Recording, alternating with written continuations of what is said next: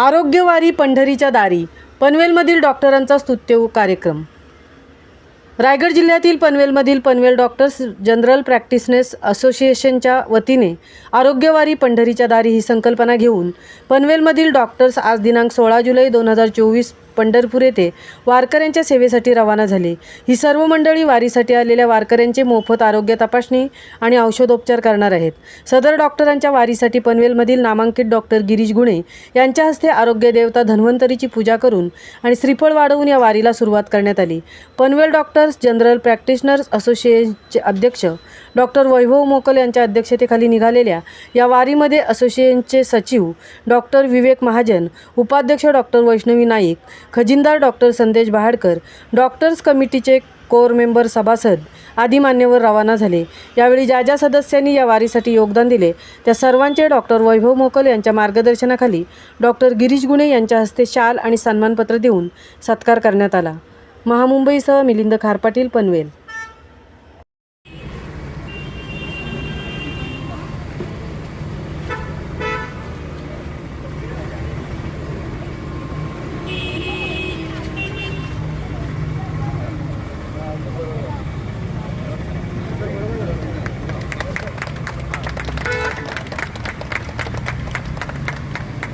नारळ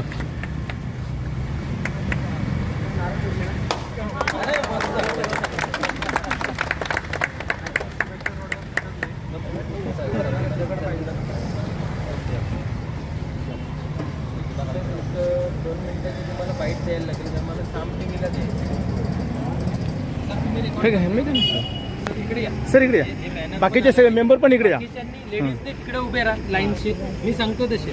सर सेंटरला राहा। सर सेंटरला आहे। लेडीज असे नाही सर, बॅनर येईल बरोबर।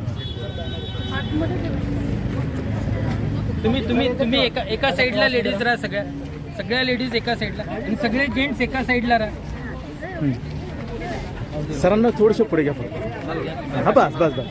अच्छा सर, आज पनवेल डॉक्टर जनरल प्रॅक्टिशनर्स असोसिएशनच्या वतीने वारकऱ्यांसाठी पंढरपूरला जे डॉक्टर असोसिएशन चाललं आहे याबद्दल आपलं प्रथमतः मनोगत व्यक्त करा।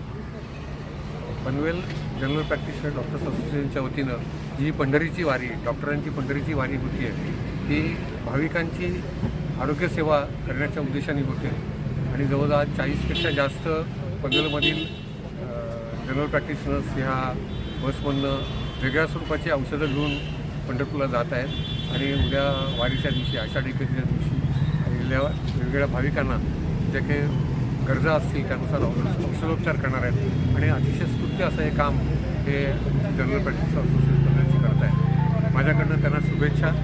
त्यांच्याकडनं दरवर्षी अशीच वारकऱ्यांची म्हणजे एक प्रकारे पांडुरंगाची सेवा घडो ही ईश्वर चतुर्थी प्रार्थना। धन्यवाद। धन्यवाद।